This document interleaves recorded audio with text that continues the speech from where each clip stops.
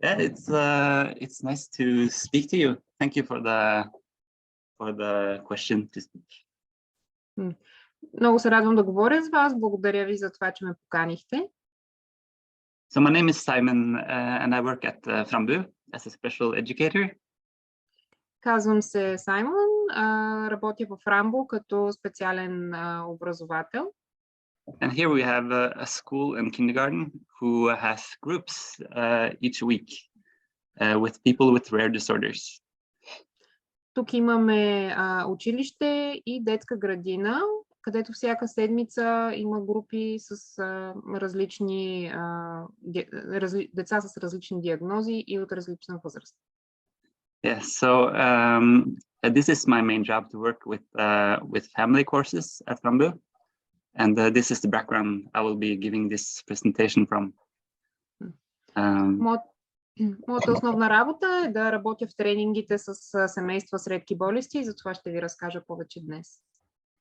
And in the courses we have these are 5 days, and the participants learn about their diagnosis. They share experiences and challenges, and do activities together. По време на тези курсове, които се състоят в рамките на 5 дни, семействата научават повече за техните диагнози, за грижата за тях и участват заедно в различни дейности и обменят опит. So from this perspective, I will talk about care and challenges in rare disorders. От тази перспектива, която имам, ще ви говоря за предизвикателствата в грижата за редките болести и как може тя да бъде по-добра. I saw Una's presentation or her slides from yesterday, so I know she talked some about some challenges having a rare disorder in Norway. So I will try to have a more practical input today. Присъствах на презентацията на Уна вчера и видях, че тя вече е говорила за част от предизвикателствата, затова ще се опитам да представя една по-практическа гледна точка днес. So I will focus on a practical side with how we facilitate through activities and care in every day here at Frambu, and some of the challenges we see here. Ще се фокусирам повече върху практическата част на нещата, за това как фасилитираме процеса в обучението и грижата на пациентите и с какви предизвикателства се сблъскваме. So I will talk about some key challenges, and then I will give some theoretical perspective on care and facilitation. След като кажа малко за предизвикателствата, ще дам и теоретична перспектива за това как може да се грижим за редките болести и да фасилитираме процесите. And then to narrow it a little bit down, I will use Fragile X syndrome as an example for a diagnosis, which people with Fragile X have a lot of difficulties or challenges that many of the rare diagnoses at Frambu have. So I think this will be a good example that will show some challenges. След това ще конкретизирам малко, като ви говоря по-конкретно за синдрома на крехката X, който синдром е една рядка болест, която може добре да ви представи примера на това какви предизвикателства се представят пред редките болести и как да се грижим за тях. Then I hope to show a film from activities at Frambu for people with neuromuscular diseases. И накрая ще ви покажа един кратък филм за дейностите, които пациенти с невромускулни заболявания правят в Frambu.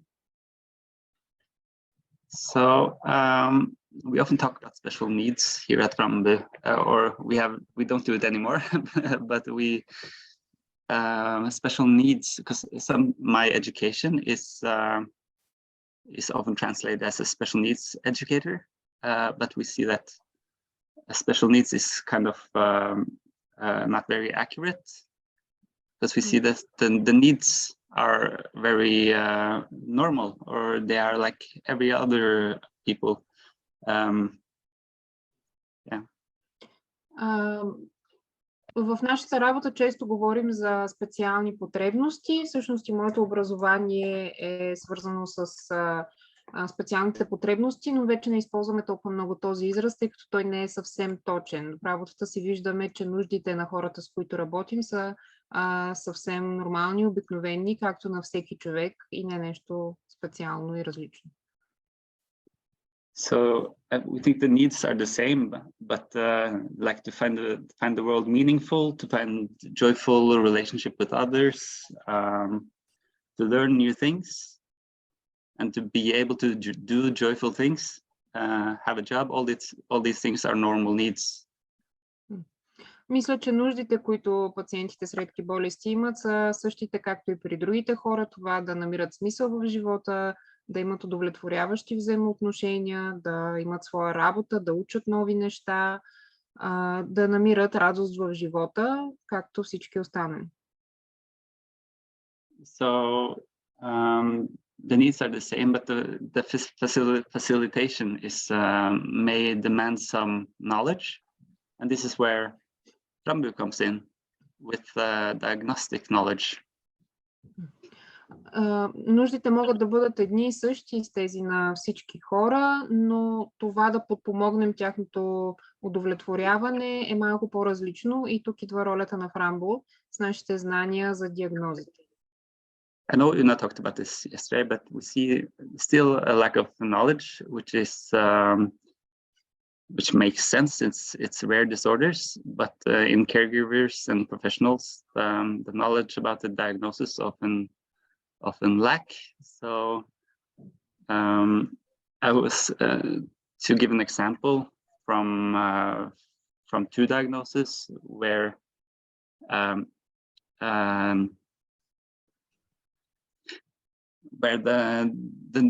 the most common thing is they impair cognitive function, and they have often autism and ADHD and things that affect their social abilities. So Smith-Magenis and Prader-Willis syndrome is two diagnoses like this. Okay.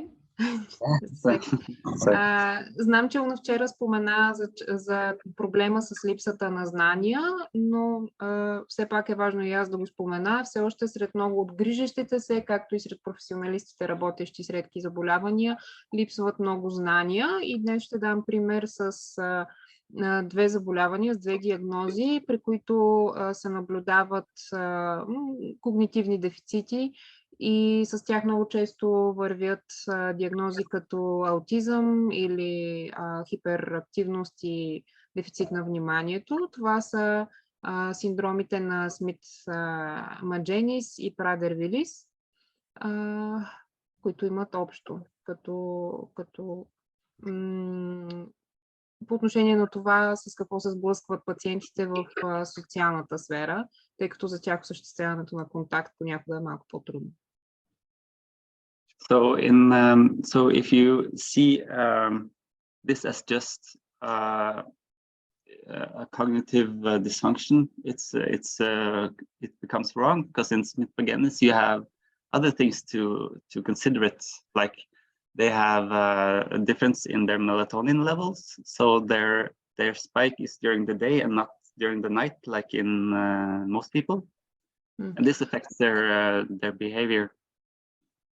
Можем да гледаме на тези синдроми само като когнитивни дефицити, но това би било грешка, защото така се пропускат много особености за пациентите. Например, при синдрома на Смит-Магенис пациентите имат специфична разлика в нивото на мелатонин, така че тази разлика ги кара те да бъдат по-активни през нощта, по друго време в сравнение с нас.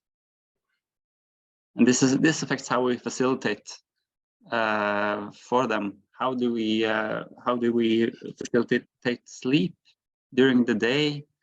What about the social relationships? What part of the day are you most awake? These things are where the diagnostic information is very important. Това много се отразява на начина, по който се иска от нас да помогнем за удовлетворяването на техните нужди. Когато един човек спи през деня, това по кое време е буден, няма как да не се отрази на социалните му контакти и връзки. The other example is Prader-Willi syndrome, where a lack of sensation to feel full after a meal is lacking. And at the same time, they burn less calories than normal. Другия синдром, за който ще ви говоря, е този на Прадер-Вили, където при хората просто липсва усещането за ситост, когато стомахът им е пълен, докато същевременно те горят по-малко калории от останалите. And this often leads to health issues and search for food. So combined with the cognitive impairment, they need help to facilitate the day and make good decisions. Това води неминуемо до проблеми с здравето и комбинирано с техните когнитивни дефицити, те имат нужда от подкрепа в това да управляват деня си, да управляват храненето си и как се грижат за себе си. This is two examples of very important diagnostic information. Това са два много важни примера за това каква роля играе информацията за диагнозата. Another challenge we see often is that Norway is a tall country, a big country. We have approximately the same population, I think, as Bulgaria.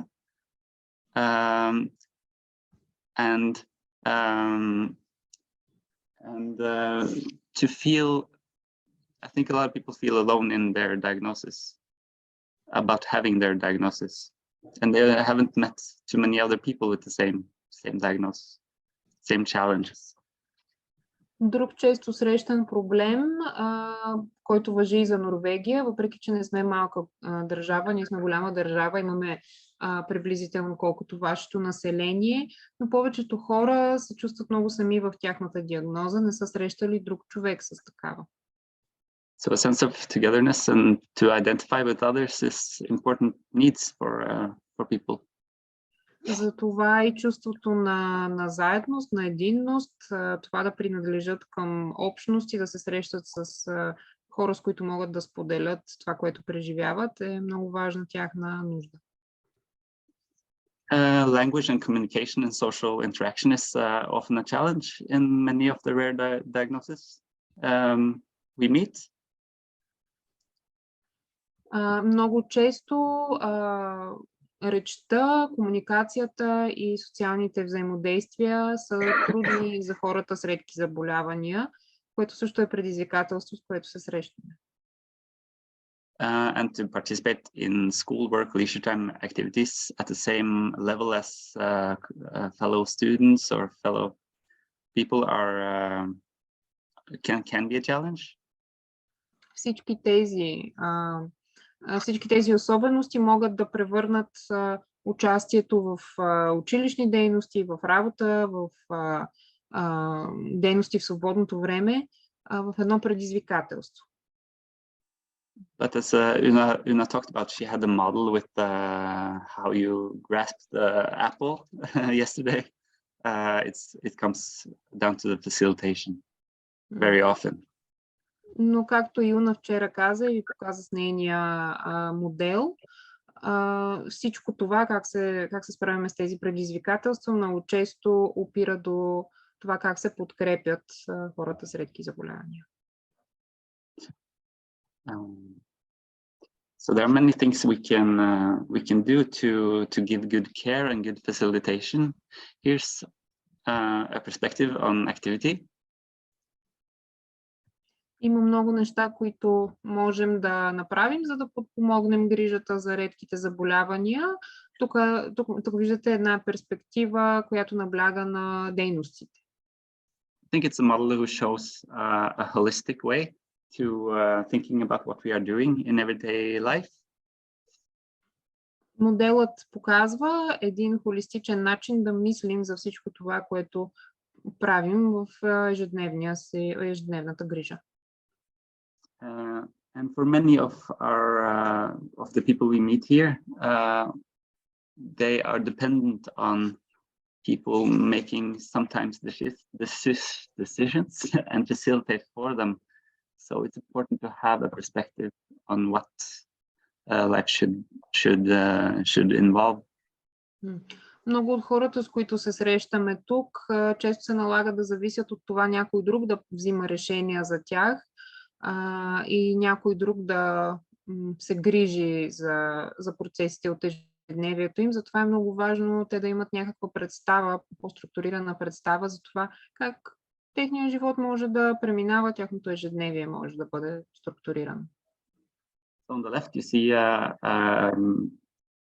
see what we want to achieve in the activity, and maybe something that is good for your health, your muscles, your cardiovascular system, your sleep pattern, these things.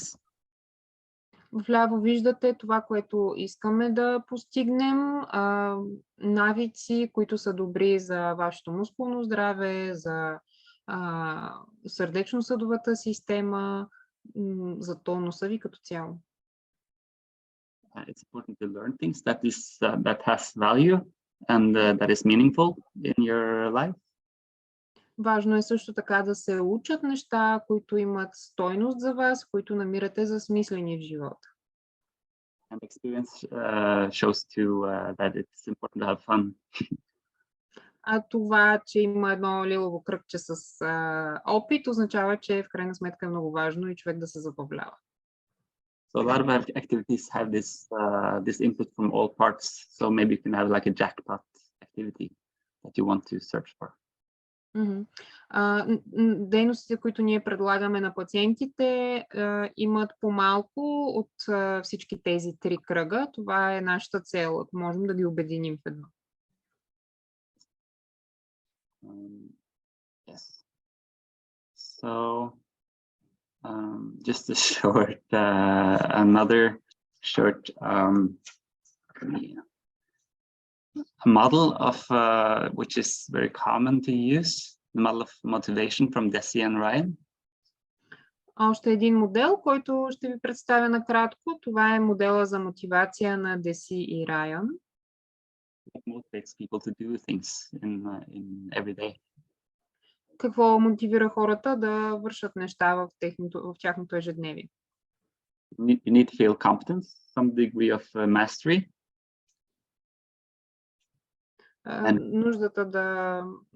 Нуждата за знание, това да се чувстват компетентни. A need for autonomy, that you chose to do something, that this is something that you want to do. Нуждата за автономност, човек да знае, че е избрал да прави нещо, което има нужда, което сам е решил. You have to be able to relate to the activity, to the people, to the surroundings. It needs to feel safe. И нуждата човек да се чувства свързан с това, което върши, с хората, с които си взаимодейства в него, с средата. Study from a health board center here in Norway, in Specialen, they showed that choosing an activity yourself makes you social in the activity. It becomes more fun and you want to engage in the social aspect of the activity and show your competence to others. Изследователите, които той е цитирал, показват, че е много важно за участието на човек в една активност, дали той е избрал. Това, че той е избрал, го кара повече да се инвестира в нея, повече да навлиза в социални взаимоотношения с хората, които са в тази активност и чувството му на свързаност повишава мотивацията. To use an example of a diagnosis, I chose Fragile X syndrome. This is more common for males than females, since the cause of the diagnosis is on the X chromosome. Това е и примера, за който ще ви говоря. Синдрома на... извинявайте. Синдрома на... Чупливата X хромозома. Да, точно така. Чупливата X хромозома. Това е по-често разпространена диагноза сред мъжете, тъй като засяга именно X хромозомата. It's one of the most common causes, actually, of cognitive impairment and autism spectrum disorders. Това е една от най-честите причини за когнитивни дефицити, както и за случаите на аутизъм. Here you see for people visiting Frambu with the Fragile X syndrome. Тук виждате снимки на няколко от нашите пациенти в Frambu, които имат този синдром. We used to lake around Frambu a lot in our activities. Ние използваме това езеро, от което са снимките и е до нашия център много често в дейностите ни. Some of the key challenges in Fragile X syndrome is learning difficulties. Някои от основните предизвикателства в синдрома са обучителните трудности. Approximately 30% has an ADHD diagnosis and autism spectrum disorder. Близо 30%, you said 30%, right? It was a bit... Близо 30% от пациентите с тази диагноза имат също така разстройство на вниманието и хиперактивността, както и разстройство от аутистичния спектър. We often see that the problem with the sensory input from sound, from sight, from tactile is challenging for many people with Fragile X. Много често наблюдаваме, че обработването на сензорния материал за тези пациенти е трудно по отношение на зрението, на слуха, на допира. And with executive functions, to plan doing tasks and starting with activities can be challenging. Както и използването на екзекутивните функции, това да правят различни задачи, по няколко наведнъж да превключват една в друга, може да бъде предизвикателство за тях. But it's also important to make use of the strengths people have. Много е важно да се използват силните страни, които тези хора имат. You see people with the Fragile X often is good at imitating others. Много често човек с този синдром е добър в това да имитира другите. They are often better at learning in a holistic way rather than putting pieces together. Много често те са по-добри в това да учат по холистичен, по цялостен начин, отколкото в това да съчетават частите заедно. Often they have a good long-term memory. I remember meeting one guy who how long every tunnel in Norway was. So I will never forget how long the longest tunnel in Norway is. Много често тяхната дългосрочна памет е отлична. Спомням си за един пациент, който знаеше дължината на всеки тунел в Норвегия и помогна и на мен да запомня, никога няма да забравя най-дългия тунел в Норвегия. It's 24,509 meters. 24 000, още няколко метра, които забравих колко са точно. We often see a very good sense of humor. It's fun to be with people who have Fragile X syndrome. Хората с този синдром много често имат и чудесно чувство за хумор. Всъщност е много забавно да бъдеш с тях. And often caring for others. И имат склонност да се грижат за другите. But how can we facilitate? It's very important to know the individual. Как можем да помогнем на тези пациенти? На първо място е много важно да познаваме отделния човек. What are the interests? What does he like? What does he dislike? It's a very heterogeneous group. Какви са неговите интереси, какво харесва, какво не харесва, тъй като в групата има много различни пациенти. It's important to facilitate the amount of stimuli. So we often see that people have good use of wearing noise-canceling headphones or maybe like a hat to not get too much light in. Много е важно да контролираме стимулите от средата за тези пациенти. Понякога ще видите хора, които са с слушалки, които ги предпазват от шума наоколо или пък носят шапка, за да не бъде толкова ярка светлината и да не се натрапват толкова много нещата, които виждат наоколо. And the felt sense of touch can be easier with a firm touch than like a soft touch. За някои също е по-спокойно да бъдат докосвани с по-ясно, не толкова меко движение. Да се, например, той показа да се постави ръката малко по-рязко, отколкото бихме били внимателни понякога. We see the need for close and caring relationships, and not too many people who gives the care. It's important that a few people have more connection. За тях е много важна и близката връзка с хората наоколо и това, кой се грижи за тях. По-добре е да имат взаимодействие с малко хора, т.е. да не се грижат за тях много различни хора, но връзката с грижещите се да бъде по-близка. It's important to work with the problem-solving strategies. Maybe to have a plan B if something is difficult. Важно е с тях да се обсъждат стратегиите за решаване на проблеми. Ако нещо за тях е трудно, много им помага те да имат план Б, втора стратегия, по която да вземат някакво решение. And it's important to give structure to every day. This you see here, some ways to structure a day. Много важно за тях е да имат структура в ежедневието и тук от снимките виждате някои дейности в Frambu, които помагат да се структурира деня на такива пациенти. This gives safety to all people. I'm sure you have a plan for your day, when you will have lunch maybe, and what you are doing after this.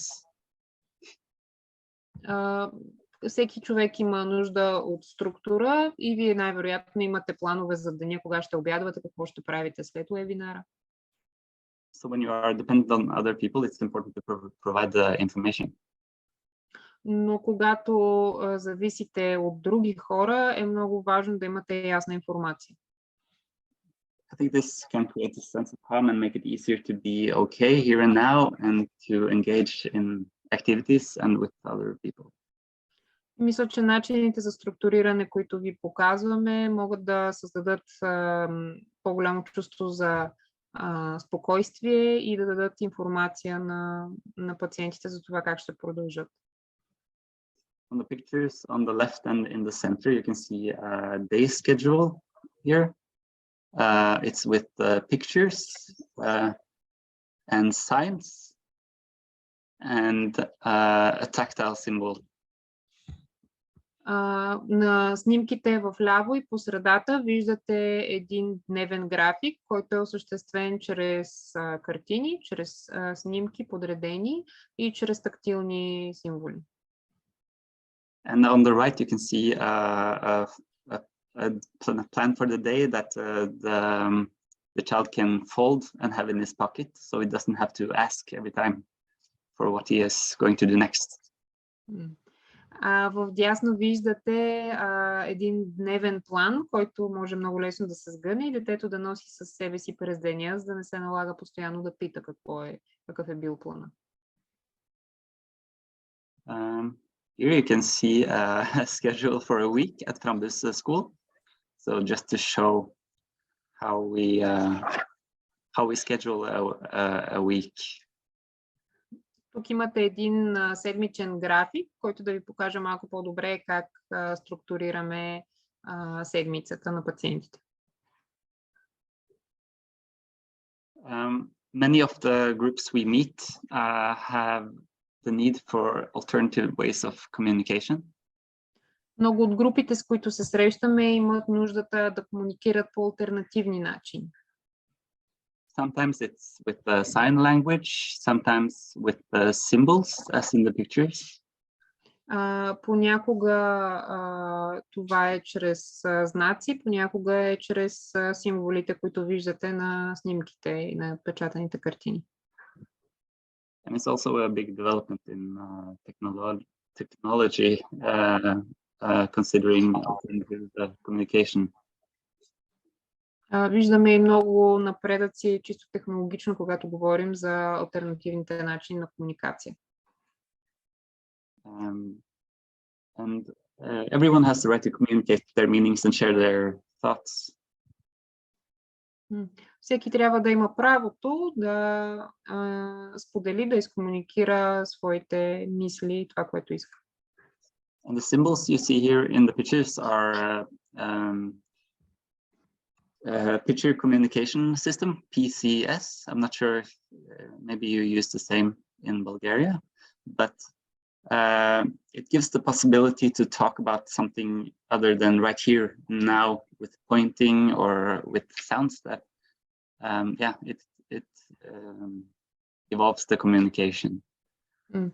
На снимките виждате система за комуникиране чрез картини, която дава възможност на деца, които иначе говорят само за нещата, които са тук и сега, като ги сочат, като обръщат на тях внимание, дават им възможност чрез картините да говорят и за нещо друго. We see many new technologies controlling with the eyes, using tablets or iPads, I'm sure. Виждали сте и различни технологии, например, чрез как е на български eye tracking, чрез таблети, чрез екрани се контролира с очите това, което искат да комуникират децата. Да, проследяване с... Да, проследяване на погледа. Проследяване с погледа. Ние го имаме това нещо, извиня, че прекъсвам. Имаме тези технологии. Те са даже от едни преподаватели в Frambu, имат цяла фундация свързана с това нещо. Да. Yeah, Natalia was just saying that we also use eye tracking technologies like the ones you said. Yeah. And sometimes we see that the easy way is often the best way to with paper and yeah. Но понякога виждаме, че по-лесният начин с посочване на един лист се оказва по-ефективен и по-лесен за комуникация. But many possibilities. Има много възможности. I was thinking about showing you a movie now. Let me see if I can get this. Simen, do you mind if I just quickly, not interrupt, but I'd just like to comment on this aspect of the right to have a means of communication, because we're talking about the challenges that we meet, and I don't know how often getting the people around a child or an individual to actually adopt these simple methods of using alternative communication is a big challenge, convincing them how important it is to actually use this. So even though the child might understand me, it doesn't mean the child has a tool or a proper opportunity to communicate back. And I just met so many people who don't catch that, the importance of that, and people who work close to these children in kindergarten, at school, or related to free time activities. And I think that's also one of our very important roles, is actually to convince them and get them to adapt that knowledge and practice the use. And use it much longer than you maybe think it's necessary, because you've got your own ideas and perspective on what that communication means. And like you've also said, Simen, how just understanding a structure of your day, having a plan that you maybe can't keep in your head, but you need these symbols and you need a structure of it, and just having that tool makes everything so much easier and makes you prepared for the input and to be in that activity, to have your focus and mind in that moment of interaction and activity. So I just want to say that. Карстен искаше да се включи с коментар относно тези алтернативни начини за комуникация, тъй като наистина правото на всеки пациент, на всяко дете да комуникира това, което иска, да изразява мислите и нуждите си, е изключително важно, но едно много често срещано предизвикателство в използването на такива алтернативни начини за комуникация е всъщност да се убедят възрастните, които се грижат, хората, които се грижат за пациента, че това е важно. Много често се случва те да виждат, че, да кажем, детето им ги разбира и това да е достатъчно за тях и да не разпознават колко важно е и за пациента да може да сподели своята гледна точка и да комуникира по по-сложен начин, отколкото иначе е възможно. Много често се налага да се убеждават родители, грижещи се, хора, които работят в училища, в центрове, дори в странични курсове и активности, че какъв е смисъл на тези алтернативни начини за комуникация, да се насърчават да положат усилия за това колко ги използват и това да продължи дълго, а не само за кратко да се опита, защото тази система, този начин на изразяване позволява на децата да бъдат много по-ориентирани в структурата, която имат за деня и да я вършат самостоятелно. Well, now I will show a film. This is activities we do at Frambu for people with neuromuscular disorders. It's mostly young people, children and youth. Maybe it can show some possibilities. Сега той ще ви презентира едно филмче, в което са записани дейностите в Frambu с млади хора, които имат невромускулни проблеми. Малко повече можете да видите за това какво правят с тях в Frambu. You see the film now? Or activität? Yeah. It's okay, you just have to play it. Yeah.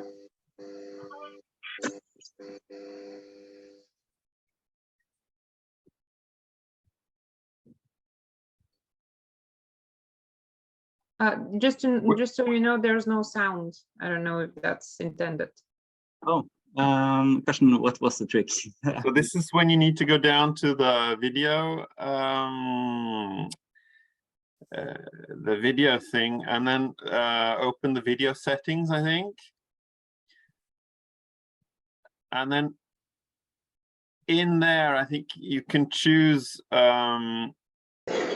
how it's sharing.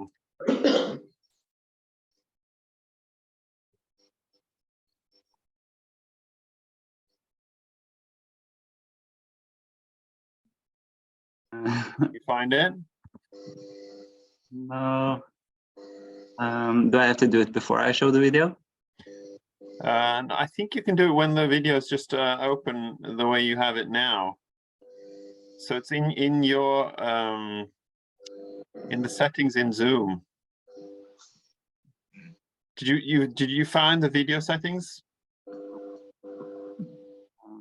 To the bottom left.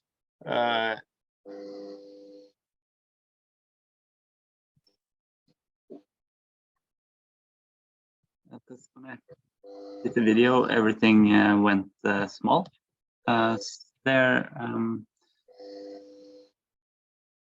video, maybe choose video settings. Oh yes, it's here. I'm sorry for this. Audio. So just it's there, or look. There's an alternative in your screen share button to the left, to the bottom left, that says something about the audio.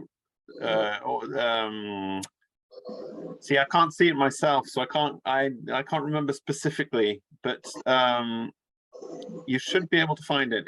It's only a sort of few steps away. It's okay. It's just music and some background sound. So maybe you can just picture. I can't. Maybe I could try presenting it. Do you think that will work? Yeah, maybe. I'm not much better.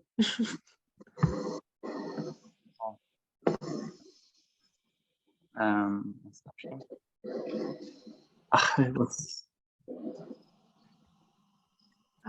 Okay.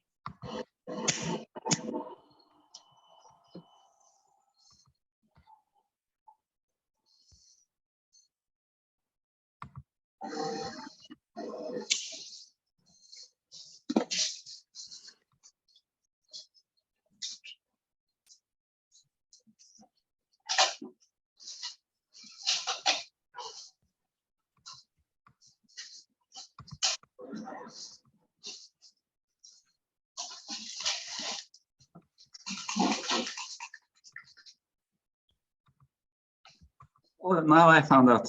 Can I try again? Okay, yeah, well, Yeah, because it's when you share, you have to click the share sound, I think. Now I think it's okay. Yeah? Yeah, we can hear it now.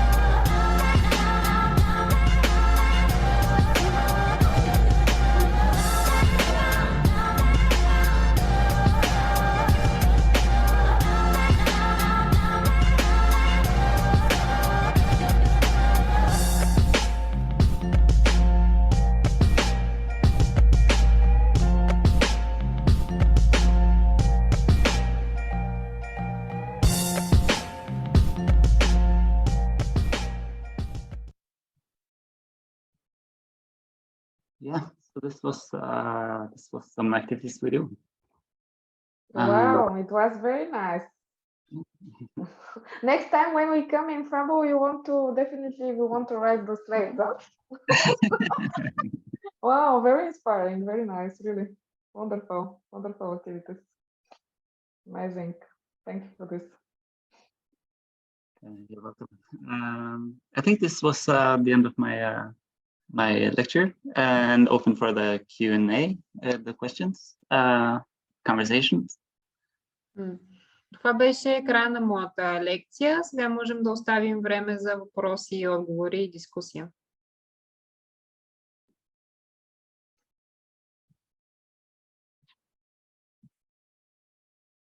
Има ли някой, който иска нещо да попита, да разбере повече, тъй като много информация беше събрана в презентацията?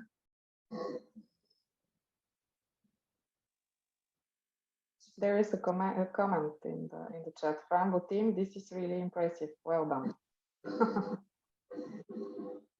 I can't read the name, but thank you. We are very fortunate with the place we have here, and the possibilities with the surroundings, and so I see that we have an advantage there. But we also, like the guy with the sledge dogs, he has a house close by, so he comes here once a week to with his dogs, which is very much fun for the participants here. Това, къде сме разположени и какво има около нас, е голямо предимство със сигурност. Тази жена, която видяхте, тя е човек, който живее много близо. Къщата му е много близо до нашия център и идва всяка седмица, което много се харесва на децата. Can I just comment, Simen, also that so while we have the center, so you need to work with making your own center. But so we're gonna wish you luck with that, because that's important. You need the right setting, but you also need the right people. And I think that another of our advantages is that we have people working who have great enthusiasm and heart and really love their work, but they also have a wide span of interests that are connected to the activities that we work with. Because I mean, if you're really going to sort of work with an activity and get someone to like that activity, you need to have a burning enthusiasm for that activity yourself. So finding people who have interlacing interests, but also have their specific fields of activity interest. It's not just about the theoretical knowledge. It's about enjoying an activity and being able to and wanting to share that activity with the people who come to the center. And Simen and his whole group, they're very diverse in this, and they've gotten to know each other, so they can help each other out.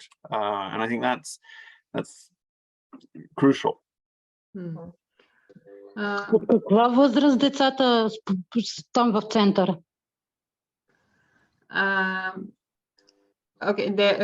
Бихте ли се представили само, защото по някаква причина грешно излязло името ви седи моето... Десислава Димитрова. Здравей, Деси. От Българска хантингтън асоциация. Здравей. So there's some kind of technical a mix-up. One of our patients is showing with my name for no apparent reason. She's one of our patients and wanted to ask about the age of the children who participate in your activities. How old are the youngest ones? Oh, we have all ages here. So we have from people who come to the center are from a few months old to very old. Възрастта на нашите пациенти е абсолютно всякаква. Имаме пациенти от възраст няколко месеца, които идват с родителите си, до късна възраст.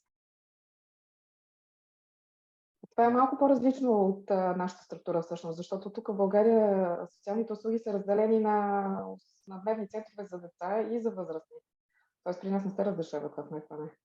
Попитай го, ако искаш. Попитай го, Реджина, да, преведи му. This is different in Bulgaria because there's this institutional division.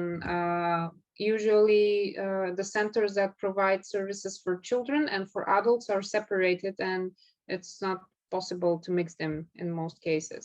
How do you go about this? Is it different in Norway? I think it's we have the same kind of issue here in Norway with Karsten, hva sier man? So it's with the system at a local level, local services provided. That's quite the same. It's very sort of siloed. But through the development of Frambu and the other resource centers, patient advocacy, because this is the history of the centers is, so the 80s, 90s, 1990, there was a process, and they went from having these really large institutions, especially for the cognitively disabled, where they would be gathered and they would have a small amount of personnel. There was a political movement adopted from the States, a lot of it, but the idea was that no, people need to live close to home. They need their services close to home. And as much as possible, they need to live and thrive, and we need to allocate resources so that we can teach people, educate people, whatever level of cognitive ability. So this is the 1980s. But for rare disorders, sorry.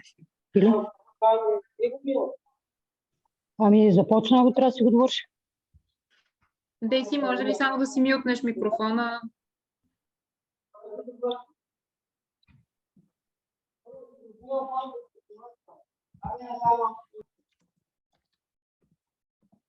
So Regina, Natalia, you know this story, so you can tell it. But so for rare disorders, the users they were really scared that this process would lead to them being forgotten, because their needs are a bit specific and a bit special. So the system was built up at the local level in silos. So services for children are for children, services for adults are for adults, and on the transition from being a child to being an adult, you lose a massive amount of opportunity and of activities and support. But we still exist sort of on the top of that pyramid as a service across the board. So we're low threshold. We can meet the needs of the families, and especially when they're in these transitions, to help the local service providers and the families to receive the support that they need so they can live a life, thrive at home, with also on a resource level, as low amount of resources as is needed. So we're in actual fact, our service is economically viable, we would say. So that was a long speech, but you guys can explain. Да, това, което той разказа е, че когато става въпрос за местно ниво, да кажем в рамките на една община, техните центрове също са разделени по услуги за възрастни и услуги за деца. Спомена малко за историята на Фрамбу, когато в началото на 90-те в тези центрове, социални, най-вече за хора с когнитивни дефицити, работещите са настоявали за това да има услуги за хората с редки болести близо до техния дом, така че те да могат свободно и редовно да ги посещават. И са се разпределили местни областни центрове и ресурсните центрове, какъвто е Фрамбу, на едно по-високо ниво, които предоставят своите услуги, своите ресурси на хора от всякакви възрасти, включително в прехода между това един пациент да бъде дете и да бъде пълнолетен възрастен, защото в този период наистина, както виждаме в България, се губи много връзка с специалистите, които се грижат, с процесите, които дори чисто с институциите се налагат в грижата за редките болести.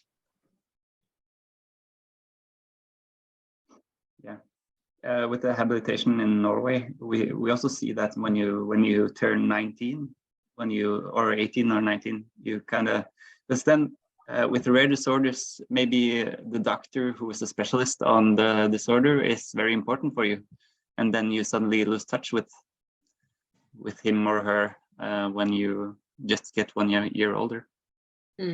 We have that difficulty here.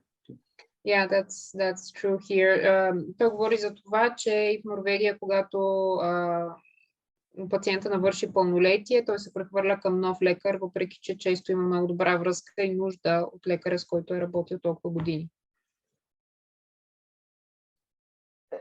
Това е нещо, което говорихме също и вчера и в групата, за това преминаване, всъщност повторното преминаване, нали, на грижите от деца към възрастни, което е голям проблем и аз мисля, че навсякъде всички държави имат този проблем с транзишъна, нали, с преминаването всъщност от детска възраст към, нали, от грижи в детска възраст към грижи вече когато си пълнолетен, да. Actually, this is a problem that we discussed in the first working group, which met yesterday, because the transition from childhood to adulthood and maintaining the care and contact with professionals in that transition is a problem that's, I think, across all countries. It's very similar. Yeah, the problem doesn't like switch when you the day. Yeah.